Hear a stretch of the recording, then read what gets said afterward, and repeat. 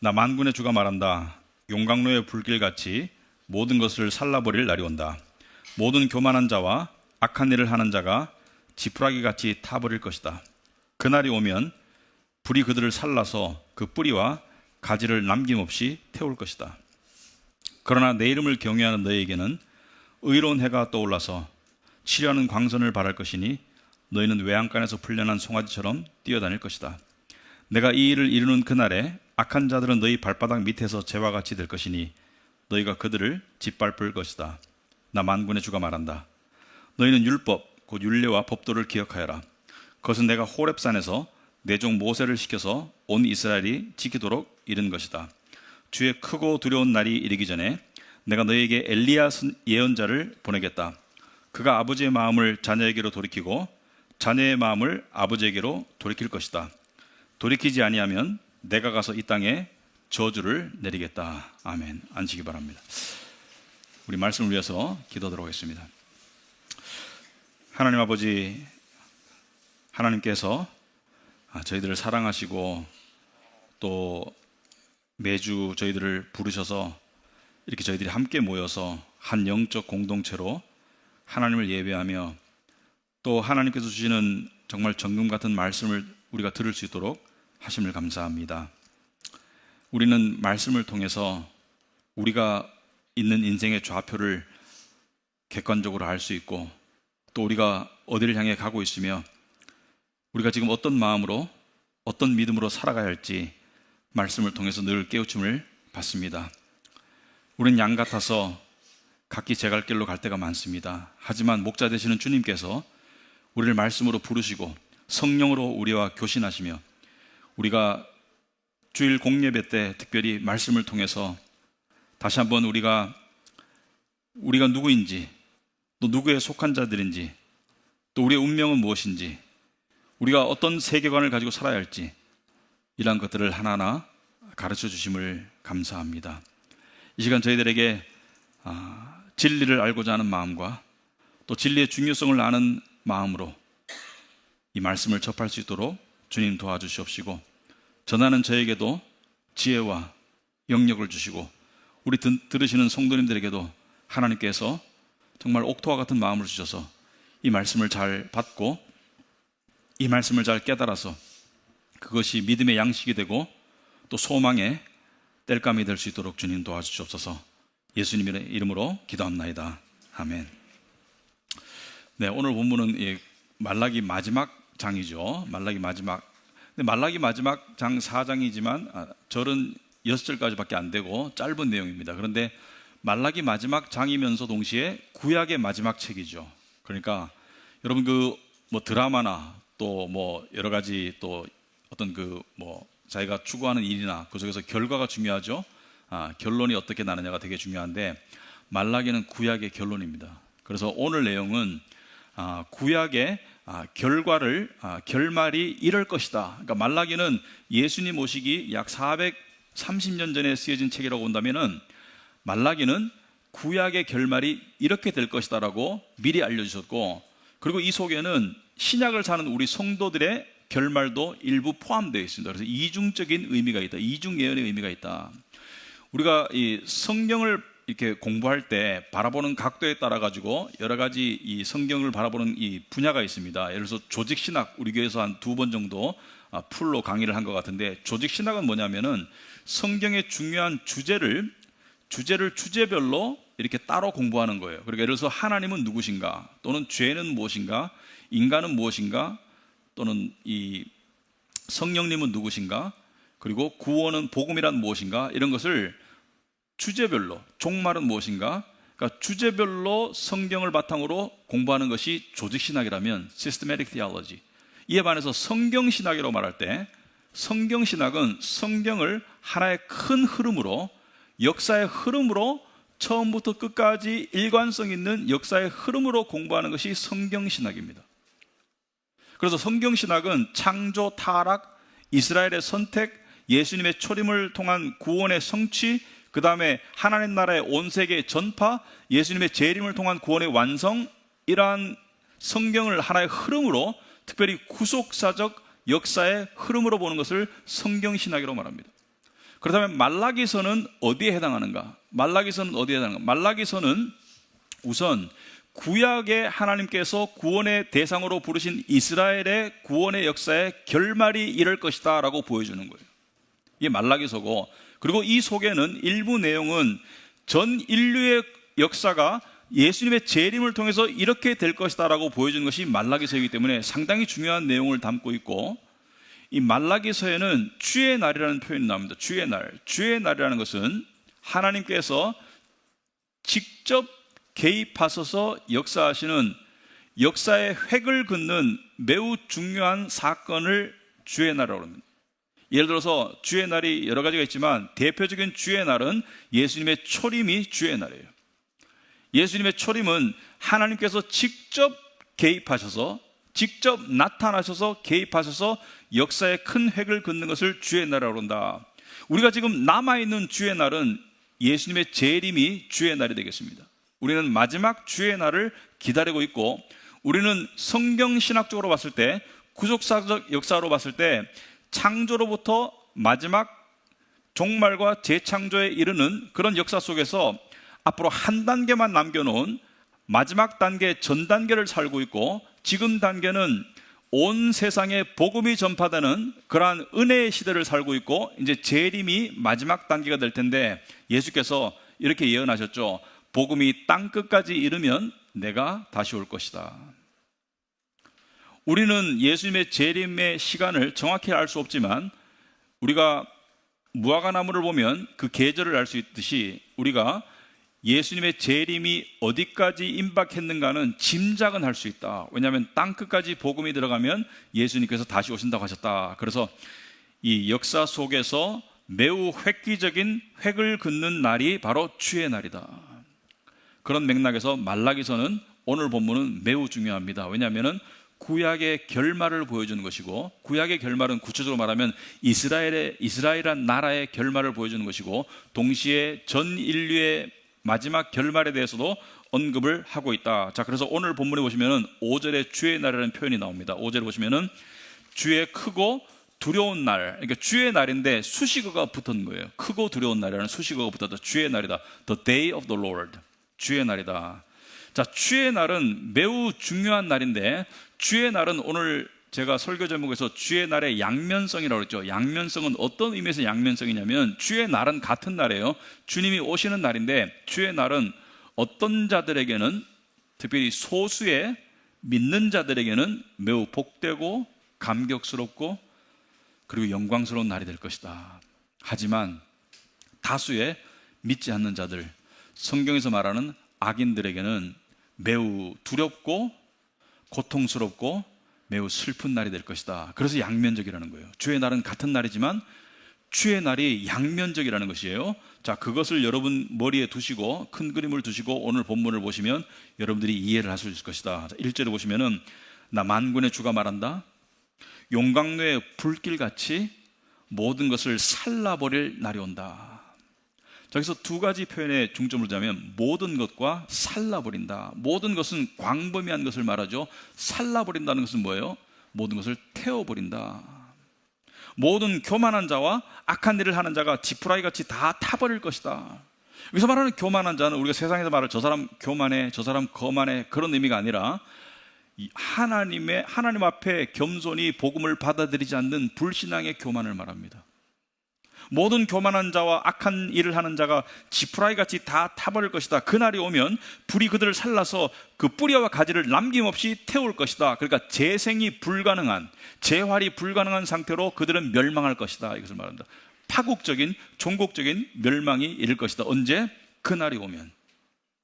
내가 모든 것을 살라버릴 날이 온다. 그날이 바로 주의 날입니다. 주의 날. 반면에 2절은 좀 좋은 내용이에요. 그러나 내 이름을 경외하는 너희에게는, 아까 말씀드렸죠. 주의 날은 같은 날이지만 어떤 자들에게는 복된 날, 어떤 자들에게는 매우 두렵고 무서운 날. 그러나 내 이름을 경외하는 너희에게는 의로운 해가 떠올라서 치료하는 광선을 발할 것이니 너희는 외양간에서 풀려난 송아지처럼 뛰어다닐 것이다. 자유를 의미하죠. 뛰어다닐 것이다. 이따 상세히 설명하겠지만 1절과 2절은 주의 날이 이를 때 극명하게 달라질 양면적인 결과를 이야기하고 있습니다. 말라기는 당시 말라기 시대에 살던 유대인들, 당시에도 암울했어요. 나라를 잃은 지 수백 년이 흘렀고, 그리고 압제와 가난 속에 그렇게 암울하게 살던 이들에게 주의 날이 온다. 주의 날이 오는데, 주의 날이 오면 1절과 같은 결과도 있을 것이고 2절과 같은 결과도 있을 것이다. 매우 헷갈렸을 것 같아요. 이 예언을 들었을 때 말라기 시대 사람들은 이게 무슨 뜻일까 매우 헷갈렸을 것 같습니다. 말라기 시대 사람들은 메시아를 기다리는 마음이 강했어요. 메시아를 기다리는 마음은 강해지는 것이, 왜냐하면 나라 잃은 소름 속에서 압제와 가난 속에 살던 사람들은 뭔가 희망을 붙잡을 수밖에 없었고, 그 희망은 현실 속에서는 보이지 않았고, 하나님의 약속에 채인 성경 속에서 오실 메시아를 기다리는 것이 이들의 희망이었고, 그 열망은 강해졌습니다. 그런데 그 희망을 인간적인 힘으로 실현시키기 위해서 기원전 2세기경에 그리스의 통치시대 때, 그러니까 바벨론, 페르시아, 그리스, 로마 이런 통치시대가 넘어가는데, 그리스의 통치시대 때 안티오코스 4세 때, 그때 마카베 형제들을 통해서 민족적인 반란을 꾀했지만 진압당하고 좌절당하고, 그래서 메시아를 기다리는 마음이 더욱더 강렬해졌습니다. 자, 그런데 자세히 살펴보겠습니다. 우린 결과를 알아요. 그 결과를 바탕으로 우리가 말씀을 다시 한번 보자면, 1절에 나 만군의 주가 말한다. 용광로의 불길같이 모든 것을 살라버릴 날이 온다. 모든 교만한 자와 악한 일을 행하는 자가 지푸라기같이 다 타버릴 것이다. 그날이 오면 불이 그들을 살라서 그 뿌리와 가지를 남김없이 태워버릴 것이다. 자, 이것을 이스라엘의 입장에서 이해를 해야 됩니다. 이스라엘 민족의 입장에서 이해를 해야지 우리가 이걸 이해를 할 수가 있어요. 이것은 무엇을 말하느냐? 자, 여러분, 주의 날은, 여기서 말하는 주의 날은 예수님의 초림입니다. 예수님의 초림이 이 날이에요. 그 날이 예수님의 초림이에요. 여러분, 예수님께서 초림하셨을 때 예수님을, 유대 백성들의 반응을 보면 지도자들은 예수님을 거의 대부분, 니고데모를 제외한 거의 대부분의 바리새인들과 종교 지도자들과 어떤 지도자들은 예수님을 다 싫어하고 배척했습니다. 왜냐하면 지도자들은 가진 자들이었거든요. 권력과 부를 가진 자들의 눈에는 권력과 부를 가지지 못한 자들이 하찮게 보여요. 여러분, 가진 사람들은 가진 것으로 사람을 평가하려는 경향이 상당히 강합니다. 여러분, 가진 사람들은 내면을 잘 보려고 하지 않아요. 물론 예외도 있겠지만, 여러분, 가진 사람들은 자기도 스스로 그렇게 판단하고 자기도 그렇게 판단받기를 원하고, 그리고 누군가를 만나면 항상 이 사람은 얼마를 가졌나, 이 사람은 어떤 지위를 가졌나. 가진 자들이 사람을 보는 방식은 그거예요. 못 가진 사람들은 사람을 봤을 때는 저 사람은 속은 어떨까, 저 사람은 어떤 속이 깊은 사람일까, 정이 많은 사람일까, 저 사람은 믿을 수 있을까, 이런 걸 따지지만, 가진 사람들은, 대부분의 가진 사람들은 특징이 저 사람 얼마를 가졌지? 저 사람 어떤 능력이 있지? 이걸로 판단하는 경향이 매우 강한데, 그들이 봤을 때 예수님은 못 가진 자거든요. 권력도 없지, 부도 없지, 어떤 영광도 없지. 세상적으로 봤을 때는 정말 초라한 목수의 아들이지, 어떻게 저자가 우리를 구할 메시아가 될 수 있는가? 우리보다 훨씬 못한 자인데. 그리고 두 번째 이유는, 그때 그 바리새인들과 이 종교 지도자들은 예수님이 유명해짐으로 말미암아 자기들의 유명세가 떨어지고, 그리고 자기들에게 들어오는 어떤 수입이 떨어지는 것 때문에 예수님을 싫어했고 예수님을 죽이려고 했습니다. 근데 일반 백성들은 좀 달랐어요. 일반 백성들은 뭐냐면, 일반 백성들은 예수님의 삶을 보았거든요. 예수님이 나병 환자도 고치시고, 예수님이 이 여러 가지 질병의 사람들을 고치시는 이적을 행하시고, 그리고 오병이어의 기적을 통해 가지고 배불리 먹이시고, 그리고 심지어 죽은 나사로를 살리는 예수님의 이적과 기적을 보면서 이분이 메시아일 거라는 기대와 희망이 한껏 부풀었습니다. 이분이 이 정도의 기적을 일으키시는 분이면은, 심지어 바다 위를 걸으시고 오병이어의 기적을 베푸시고 죽은 자를 살릴 수 있는 정도면은, 로마를 무찌르는 것은 정말 이분에게는 식은 죽 먹기가 아닐까? 그래서 마지막에 예수님께서 십자가에 박히기 전에 마지막 6월절 때 예수님께서 예루살렘에 오실 때, 예수님께서 왕의 귀환이죠, 그죠? 그러나 실제로 왕의 귀환이 맞아요. 왕의 귀환이 맞아요. 그런데 그걸 이해하고 한 사람들보다는 모르고 참여한 사람들이 거의 대부분이었는데, 어떻게 했습니까? 사람들이 겉옷을 길에 폈습니다. 말하자면은 카퍼레이드 하듯이 어떤 유명한 어떤 국가 원수가 올 때 이렇게 이 카페트를 깔잖아요, 그죠? 뭐 레드 카펫을 깐다든지 그러듯이 겉옷을 깔고 나무가지를 바닥에 깔고 종려나무 가지를 흔들면서 호산나 다윗의 이름으로 오시는 이여 하시면서 난리가 났죠. 그죠? 그렇게 외쳤어요. 더없이 높은 곳에서 호산나 하면서 백성들이 열렬히 환영했는데, 백성들의 머릿속에는 백성들이 왜 그렇게 환영했을까요? 예수님의 진리를 알아서가 아닙니다. 예수님께서 세상을 바꿀 거라고 기대했기 때문이에요. 이들은 예수님께서 지금 있는 세상 구조를 바꿀 거라고 기대했기 때문이에요.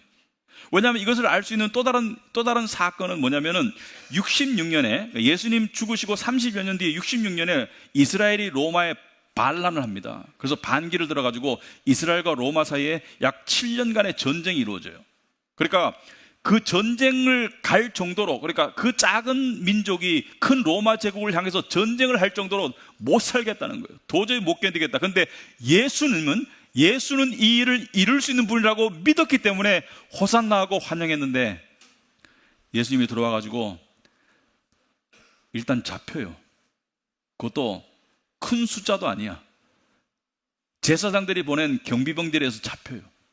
그리고 끌려가가지고 대제사장에서 앞에서 재판을 받고 따기도 맞고, 그 다음에 보니까 빌라도 총독, 자기들이 혐오하는 빌라도 총독 앞에 가가지고도 정말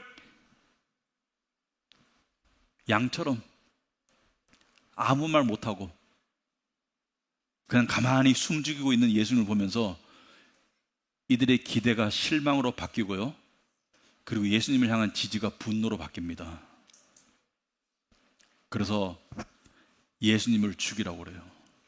빌라도 보고 예수님을 죽이라고 그래요. 빌라도는 예수님을 죽이고 싶지 않았어요. 왜? 예수님이 죄가 없는 거예요. 죽일 만한 죄가 없는 거예요. 그래서 빌라도가 그 6월절에 전례에 따라 가지고 내가 한 사람을 사면할 수 있는데, 특별 사면할 수 있는데 예수를 사면해주고 싶었지만 이들은 바라바를 사면하라고 그랬죠. 바라바를 사면하고 예수를 십자가에 못 박으라고 그랬어요. 예수를 못 박지 않으면 당신은 시저와 친구가 아니다. 왜? 이 사람은 반란을 꾀했던 자칭 유대인의 왕이라고 반란을 꾀했던 사람이기 때문에 죽이라는 거예요.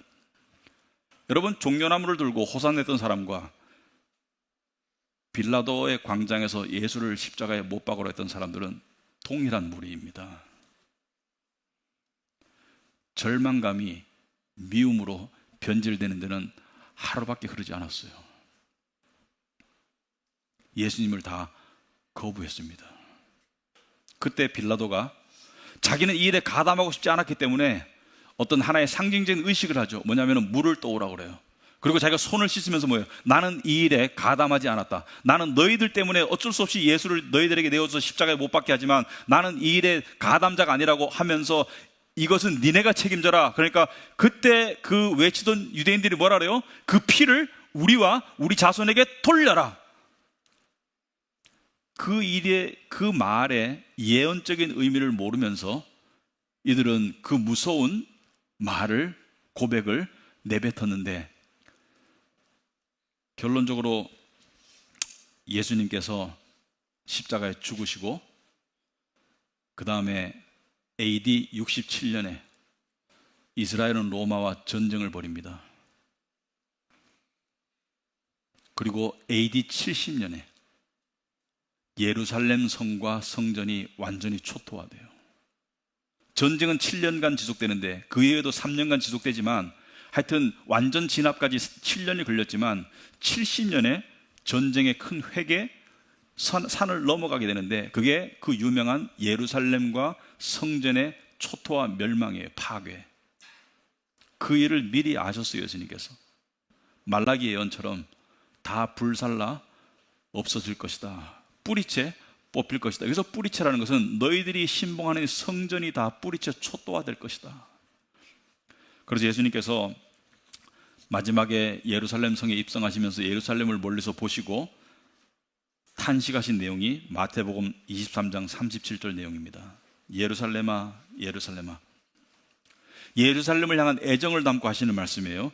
내게 보낸 예언자들을 죽이고 돌로 치는구나. 내가 너희들에게 그렇게 경고했지만 너희들은 예레미야를 비롯한 수많은 예언자들을 돌로 쳐 죽였고, 여기에는 죽였다는 이 표현에는 세례 요한도 포함되는 거예요. 세례 요한도 목 잘라 죽였죠. 암탉이 병아리를 날개 아래 품듯이 내가 몇 번이나 내 자녀들을 모아 품으려 하였더냐. 예루살렘의 자녀는 유대 백성을 말합니다. 택한 백성을 내가 몇 번이나 품으려고 하였더냐 그러나 너희는 원하지 않았다. 너희는 나를 원하지 않았다. 보아라, 너희 집은 버림을 받아서 황폐하게 될 것이다. 그리고 24장에 예수께서 성전의 마지막으로 들어갔다 나올 때 제자들이 주님 성전을 보세요. 영광스러운 성전을 보세요. 기록에 의하면 햇볕이 해가 뜰 때 정말 찬란한 광채가 나는 예루살렘 제2성전이죠. 제1성전은 솔로몬이 지었고 제2성전은 스룹바벨과 에스라에 의해서 지어진 제2성전이죠. 그리고 헤롯 왕이 재건한 제2성전. 예수께서 그들에게 말씀하셨다. 너희는 이 모든 것을 보고 있지 않느냐? 내가 진정으로 너에게 말한다. 여기에 돌 하나도 돌 위에 남지 않고 다 무너질 것이다. 말라기 예언과 일치하는 내용의 예언입니다. 돌 하나도 돌 위에 남지 않고 다 무너질 것이다. 말라기 4장 1절은 이 비극적인 예언의 성취고, 그리고 예수님의 이 예언 뒤 수십 년이 흐르고 난 다음에 AD 70년에, 여러분 AD 66년부터 전쟁이 시작되었고요. 로마의 타이터스 장군이 인도하는 로마 군대가 유대 땅으로 진격할 때, 그때 예수님께서 마태복음 마지막 쪽에 24장 25장에서 예언하신 그 예언을 믿었던 믿는 자들은 다 산 위로 도망갔어요. 왜? 예수님께서 그날이 오면 유대인들은, 유대 땅에 있는 너희들은 다 산 위로 도망가라, 산 위로. 그런데 그 말을 안 믿었던 다수는 어디로 도망갔어요? 예루살렘 성으로 도망갔어요. 믿는 자들은 산 위로 도망갔고 믿지 않는 자들은 예루살렘 성으로 도망갔어요. 왜냐하면 이 진압군이 들어오면서 예루살렘 성으로 진격하는 가운데 닥치는 모든 유대인들을 다 죽여버렸습니다. 그러니까 산 위로 도망가야 살아요. 그리고 AD 70년 봄에 예루살렘 성을 에워싸죠. 그리고 성을 에워싸고 성을 공격하기 위해서 예수님의 예언에 따라 가지고 둔덕을 세우죠. 그러니까 말하자면 인공산을 만들어서 그 위에서 성을 공격하는데, 그 성이 포위된 그 몇 달 동안에 그 안에 물이 부족해요, 식량이 부족해요. 그래서 아이들을 잡아먹죠. 요시퍼스의 그 기록에 의하면은 오늘은 우리 아이 잡아먹고 내일은 니네 아이 잡아먹자. 그래가지고 아이들을 잡아먹고, 그리고 그 안에서 온갖 흉측한 일들이 역사의 기록에 보면 많이 일어나죠. 그리고 수개월 동안 독이 오를 대로 오른 로마 군대는 예루살렘 성을 함락시키자마자 들어가가지고 남녀노소를 다 칼로 죽이고 불에 태워 죽이고 성전에 빻아 죽이고, 하여튼 예루살렘 성을 다 성전을 초토화시켜버립니다. 그 뒤에 제3성전은 세워지지 않아요. 왜냐하면 하나님의 뜻이 아니기 때문에. 그때가 구약의 마지막인 거예요. 그러니까 신약에 들어있는 내용이지만 구약의 종지부, 성전 예배의 종지부, 이스라엘의 결말은 그때가 마지막인 거예요. 그래서 구약의 마지막 선지자는 말라기가 아닙니다. 구약의 마지막 선지자는 세례 요한입니다. 세례 요한이 구약의 마지막 선지자예요. 구약의 마지막은 AD 70년이에요. AD 70년이 구약의 마지막 종지부입니다. 하나님의 역사표에 의해서. 그것을 오늘 말라기는 4장 1절에서 예언하고 있는 것이고요. 하지만 유대민족 중에서 소수, 예수님의 제자들, 예수님을 따랐던 여인들, 니고데모, 오순절날 성령 강림 때 왔던 이방 유대인들, 그리고 베드로의 설교를 통해서 믿었던 수천 명의 사람들, 그리고 사도 바울의 사역을 통해서 로마에 퍼져 있던 디아스포라 유대인들, 이들 소수는 예수님을 믿고 2절에 해당되는, 그러나 내 이름을 경외하는 너희에게는 해당되는 사람들이 되었죠. 소수는 의로운 해가 떠올랐어요. 여기서 말하는 의로운 해는 빛 대신 예수님을 말합니다. 의로운 해, 빛 대신 예수님, 빛이신 예수님. 요한복음 1장에 나오는 빛이 어둠의 빛임에 빛 대신 예수님을 말하고요. 치료하는 광선을 발할 것이니, 여기서 말하는 치료는 뭐예요? 죄를 치유받는 것을 말하는 거예요. 복음의 진리가 들어와서 죄가 치료받는, 우리도 죄라는 병을 가지고 지금 복음으로 치유받고 있는 상태입니다. 우리 여기 교회는 병원입니다. 교회는 병원이에요. 우리가 지금 치료받고 있어요. 너희는 외양간에서 풀려난 송아지처럼 뛰어다닐 것이다. 외양간에서 풀려난 송아지처럼 뛰어다닐 것이다. 외양간에 갇혀있던 송아지가 풀려나면 얼마나 자유롭겠어요. 이것은 유대인들에게도 성취되고 예수님의 재림 때 완전히 이루어질 예언인데, 이 예언을 유대인들에게 적용하자면 유대인들은 어디에 갇혀 있었습니까? 율법에 갇혀 있어. 율법주의에 갇혀가지고 그 율법주의의 그 무거운 짐에 짓눌리면서 이 길이 과연 천국 갈 수 있는 길인지 의심과 불안 속에 살면서 니고데모는 그 의심과 불안을 느꼈기 때문에 예수께 밤에 찾아왔죠. 그 율법주의의 그 무거운 짐과 그 불안과 의심 속에 떨던 그 사람들이 복음을 받아들이고 어떻게 해요? 자유함을 맛본 것이죠. 자유함. 외양간에서 풀려난 송아지처럼 뛰어다닐 것이다. 3절에 내가 이 일을 이루는 그날에 악한 자들은 너희 발바닥 밑에서 재와 같이 될 것이니 너희가 그들을 짓밟을 것이다. 나 만군의 주가 말한다. 이것은 믿는 자들의 승리를 말하는데 이것은 예수님의 초림도 말씀되지만 예수님의 재림에 완전히 이루어질 언약입니다. 우리 믿는 자들이 이 세상에서, 여러분, 이 세상에서 믿는 자들을 직접적으로 간접적으로 비웃는 수많은 무신론자들, 수많은 하나님을 업신여기는 사람들, 그들이 지금 뭐라 하냐면은 너희 미련한 그리스도인들아, 너희는 지금 무엇 때문에 그렇게 쓸데없는 삶을 살고 있니? 이렇게 하는 이 악한 자들이 나중에 다 쟤처럼 타버릴 것이고 우리 의인들이 승리자로 설 것을 예언한 거예요. 이것도 이중 예언입니다. 또한 4절에 너희는 율법 곧 율례와 법도를 기억하여라. 하나님은 말라기를 통해서 너희는 율법과 율례와 법도를 기억하여라. 말씀을 기억하라는 것이죠. 말씀을. 그것은 내가 호렙산에서 내 종 모세를 시켜서 온 이스라엘이 지키도록 이른 것이다. 호렙산은 시내산과 같은 산이죠. 여러분, 우리가 여기서 이해해야 될 것은 율법주의와 율법은 달라요.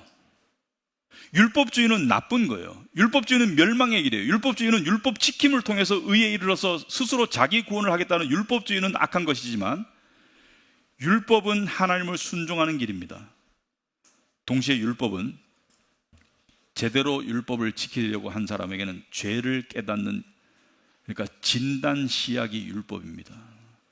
율법을 통해서 죄를 깨닫고 그 죄를 깨달았기 때문에 예수님의 필요성을 깨닫게 되는 것이죠. 그래서 율법은 가정교사로서 우리를 예수께로 데려가는 가정교사다. 율법을 통해서 죄를 깨닫고 죄를 깨달은 자들이 내 죄를 위해서 십자가에 죽으신 예수님을 믿을 수 있게 되는 것이죠. 받아들일 수 있게 되는 것이죠. 그래서 여기서 말하는 것은 뭐예요? 너희는 율법을 통해서 나를 순종하고 그리고 죄를 깨닫고 오실 메시아를 기다려라. 이제 마지막 가장 클라이막스 두 구절을 보겠습니다. 5절에 주의 크고 두려운 날이 이르기 전에, 크고 두렵다는 것은 광범위하고 무시무시하다. 여러분, AD 70년에 예루살렘 성 안에서만 죽은 사람이 100만 명이 넘어요. 그때의 참상을, 요시퍼스가 기록한 참상을 보면 너무 끔찍합니다. 다 죽였어요. 당시에 지구상의 유대인이 400만 명 정도로 추정되는데 예루살렘에 모인 유대인들이 100만 명이 넘어요. 원래 100만 명이 안 사는데 6월절 때문에 온 사람도 있고, 그 다음에 예루살렘 성 안으로 거기가 안전할 줄 알고 거기로 숨은 사람들도 있고, 하여튼 100만 명이 넘게 모였는데 다 죽었어요. 크고 두려운 날이 이르기 전에 내가 너에게 엘리야 예언자를 보내겠다. 이 예언에 따라서 많은 유대인들은 메시아가 오기 전에 엘리야 선지자가 올 것이라고 믿었습니다. 옳게 믿었어요. 근데 엘리야는 어떤 선지자냐면, 엘리야는 이 북이스라엘에서, 열왕기상에 보면 북이스라엘에서 활동했던 선지자인데, 엘리야는 아합 왕 때 선지자고, 아합 왕은 매우 악랄하고 우상 숭배자였고, 아합 왕은 이 시돈의 왕의 딸 이세벨을 왕비로 맞이해가지고, 이세벨은 어떤 여자였죠? 악랄하고 독하고 우상 숭배자고 이스라엘을 우상 숭배화하는데 앞장섰던 여성이었고, 남편을 좌지우지했고, 그래서 엘리야는 이들을 꾸짖었던 선지자죠. 이들에게 경종을 울렸죠. 너희들 그렇게 하면 안 된다고 경종을 울렸고, 그 결과 처음에는 하나님의 은혜로, 하나님의 능력으로 자기가 승승장구했지만 결국 이세벨의 살해 위협으로 도망가가지고 광야에서 뭐라 했습니까? 하나님, 저를 데려가세요. 저밖에 안 남았습니다. 무슨 말이냐? 내가 바알에게 무릎 꿇지 않은 7천을 남겨두었다.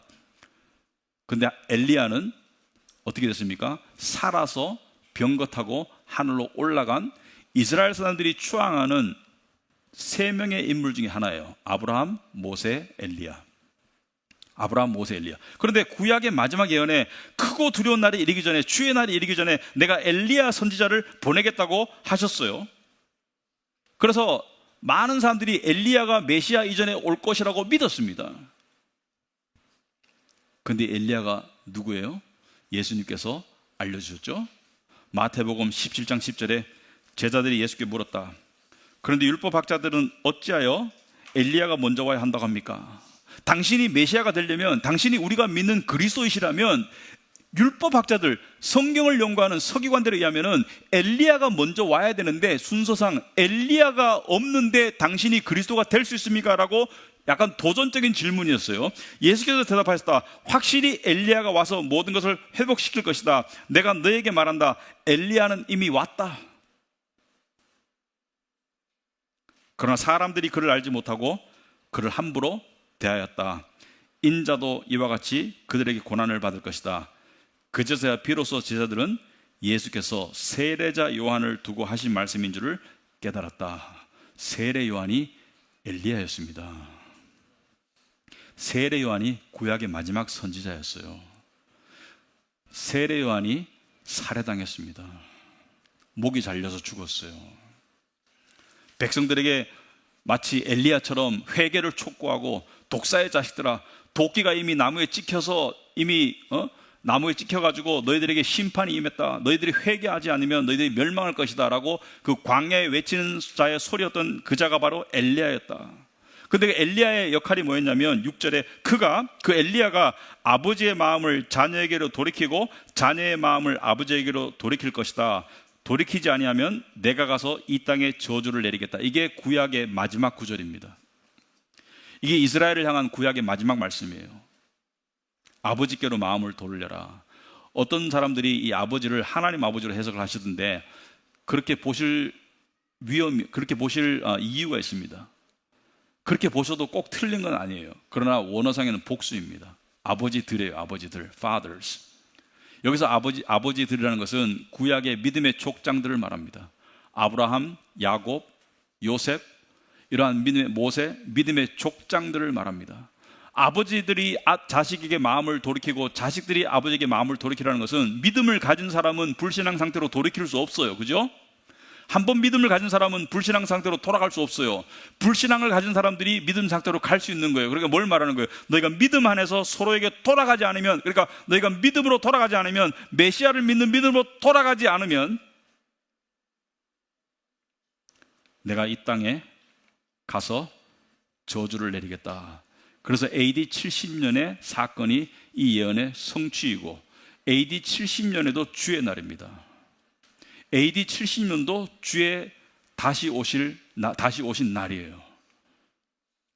이스라엘에게는 AD 70년도 인자가 다시 오신다고 한 날일 중에 포함됩니다. 주의 날은 이와 같이 역사 속에서 획기적인 획을 긋는 날이 주의 날이에요.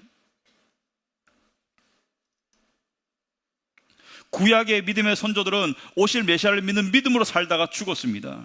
아브라함도 그랬고 모세도 그렇고 야곱도 그렇고 요셉도 그렇고, 야곱은 삼촌 라반 집으로 도망가다가 이 길에서 나타난 사닥다리를 보죠. 환상 속에 그 사닥다리 위를 천사가 오르락내리락 하는데 그 사닥다리가 누구예요? 바로 하늘과 땅을 연결하는, 인간과 하나님을 연결하는 예수 그리스도를 말하죠. 그죠? 오실 메시아를 보고 믿었어요. 그 믿음으로 돌아가지 않으면 내가 이 땅에 저주를 내리겠다. 여러분, 이 예언은 지금 우리에게도 적용됩니다. 이 세상에게도.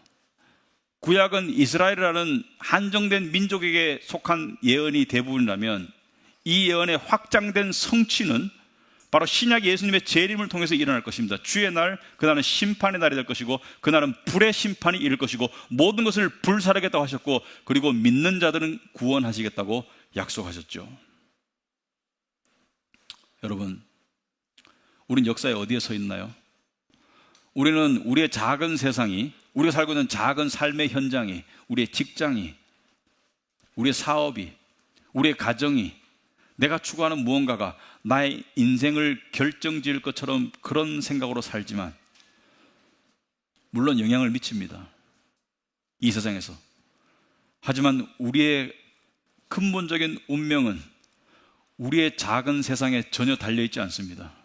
그렇다면 큰일 나요. 우리의 근본적인 운명은 역사의 큰 흐름인 주님께 달려있습니다. 주의 날에 달려있어요. 여러분이 하나님께 속한 하나님의 자녀라면 이러한 주의 날을 믿는 세계관으로 사셔야 합니다. 그래야지 여러분에게 복이 있어요. 예수님을 거부하는 악인들에게는 하나님의 진노가 임하겠지만 주의 날이 임하면 우리는 그 치료의 광선으로 죄가 완전히 사라질 것이고, 그리고 외양간에서 풀려난 송아지처럼 완전한 자유가 주어질 것이다. 여러분, 이것을 좀 알기 쉽게 좀 제가 예를 하나 들어보겠습니다. 이 세상 사람들이, 이 세상에서 이 세상 사람들이 가장 두려워하는 게 뭐예요? 죽음이죠, 그죠? 죽음. 예. 여러분, 이 세상 사람들이 가장 보편적으로 이 세상 사람들이 가장 좋아하는 게 뭐예요? 돈이죠, 그죠? 돈, 뭐 금, 그죠? 물질이죠. 여러분, 여기에 전 재산을 갖다 놓고 누구에게 여기에 목숨을 갖다 놓고 전 재산을 바칠래, 네 목숨을 바칠래 하면은 뭘 바칠까요? 전 재산을 바치죠, 그죠? 일반적인 경우에는 전 재산을 바치겠죠. 당연히 전 재산을 바치더라도 목숨을 구하지 전 재산을 지키기 위해서 목숨을 주는 사람은 없을 거예요. 왜냐하면 내 목숨 없는 전 재산은 의미가 없겠죠. 그래서 사람들은 죽음을 가장 두려워해요.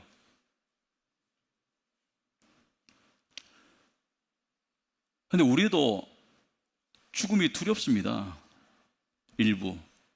하지만 우리는 죽음에 대한 성경적인 생각과 깨달음과 믿음을 가지고 살아야 돼요. 왜냐하면 그것이 있어야지 죽음에 준비되고, 그것이 있어야지 살아도 담대하고 두려움 없이 살 수가 있기 때문입니다.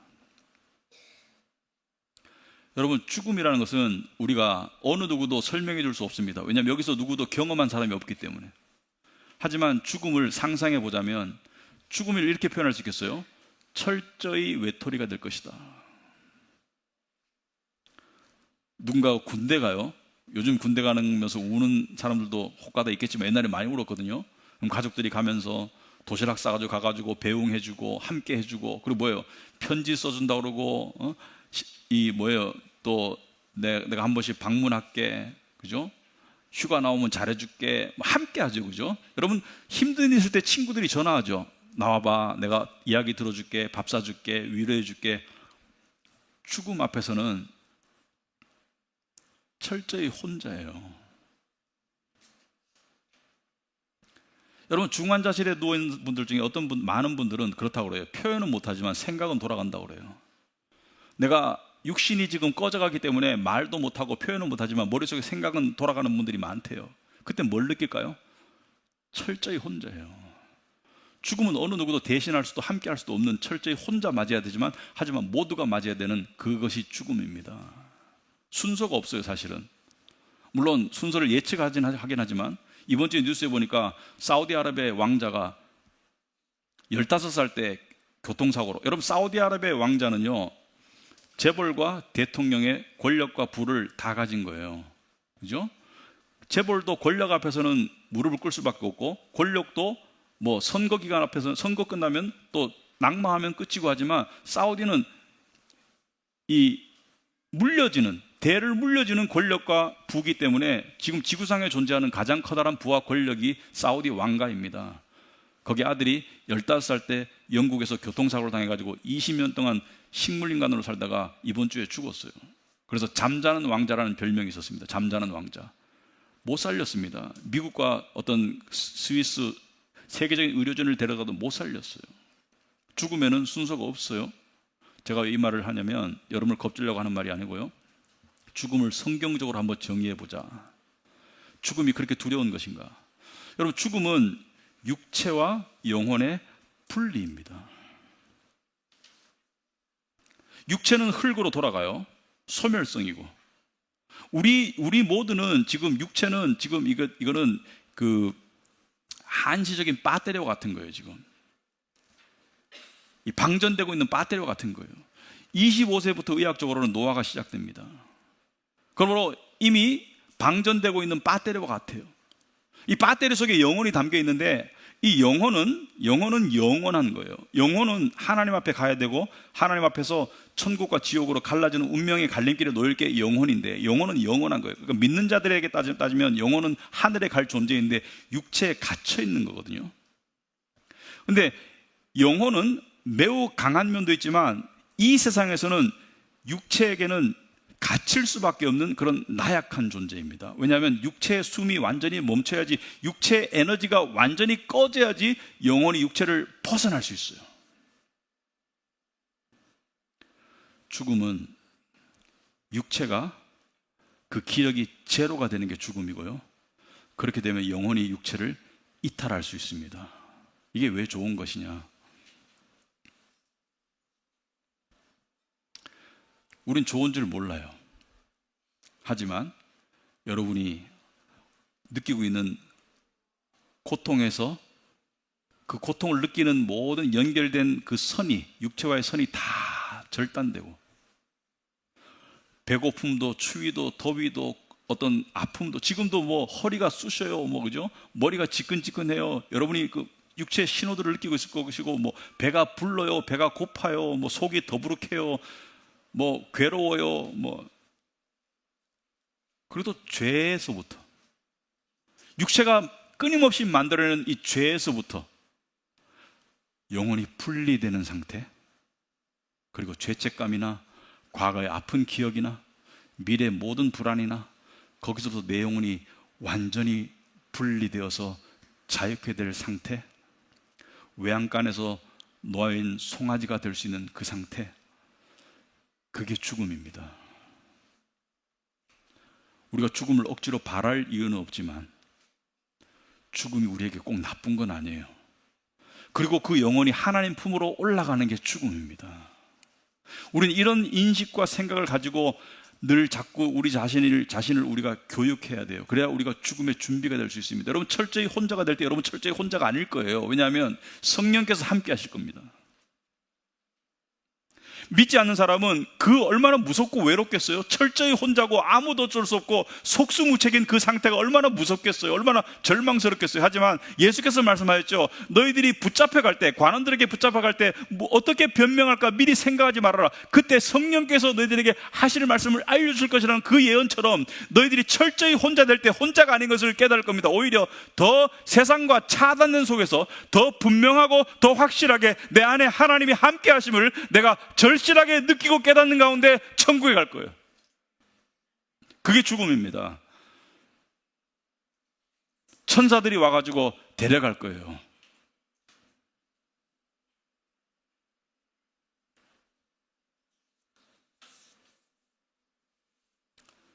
그래서 많은 것들이 양면적입니다. 주의 날도 믿느냐 믿지 않느냐에 따라 양면적이고, 세상에서 가장 두려워하는 죽음조차도 믿지 않는 사람과 믿는 사람에게 너무나 극단적으로 양면적이에요. 그러나 우리가 예수 그리스도를 믿는 믿음 가운데 있다면 우리는 죽음을 향해서 죽음의 고통과 과정은 두려울 수 있겠지만 죽음 자체는 우리가 절대로 두려워할 필요가 없다는 것을 우리가 인식하고 살아야 합니다. 왜냐하면 죽어야지 우리는 분리될 수 있어요. 죽어야지 육신을 놓을 수가 있어요. 지금 우리가 세상을 원하는 것 같이 느끼죠. 왜냐하면 육신이 있기 때문에 그렇게 느끼는 거예요. 하지만 우리가 분리된 상태로서 다시 육신으로 돌아가고 싶은 영혼은 아무도 없습니다. 왜? 이 삶은 천국과 비교할 수 없는 함량 미달의 삶이에요. 여러분, 예수님이 재림하시던, 우리가 수명을 다하던 우리에게는 마지막 결말이 기다리고 있습니다. 그 결말이 오늘 2절의 예언처럼 너희에게는 빛 대신 예수님께서 완전한 치유를 해주실 것이고 죄를 완전히 치유할 것이고, 그리고 너희가 외양간에서 놓인 송아지처럼 완전히 자유케 될 날이 그날이다. 그러므로 우리는 예수의 재림을 기다리는 사람들입니다. 아멘. 주여 어서 오시옵소서가 우리의 고백이 되기를 간절히 축원합니다. 기도하겠습니다. 하나님 아버지, 참으로 하나님께서 주신 복음의 은혜와 구원의 그 복을 우리가 다시 한번 생각하게 됩니다. 아버지, 예수께서 말씀하셨습니다. 세상에서는 환난을 당하지만 두려워하지 말아라. 내가 세상을 이겼다고 말씀하셨습니다. 세상에서는 우리가 여러 가지 환난을 당합니다. 질병도 당하고 고통도 당하고 심지어 죽음도 당합니다. 하지만 예수께서 말씀하셨습니다. 두려워하지 말아라. 내가 세상을 이겼다. 내가 죄와 사망을 이겼다고 말씀하십니다. 그분의 영이 우리 안에 계십니다. 그분의 영이 우리로 하여금 생각하고 깨닫게 합니다. 내 영혼이 정말로 있고 싶고 있어야 할 곳이 영원한 천국이 예비되어 있다는 것을 말씀하십니다. 그것을 믿는 믿음으로 하루하루를 살아갈 때 우리는 승리자로 살아갈 수 있을 것입니다. 우리 주 예수 그리스도의 이름으로 하나님께 감사와 찬송과 영광과 기도를 올려드립니다. 아멘.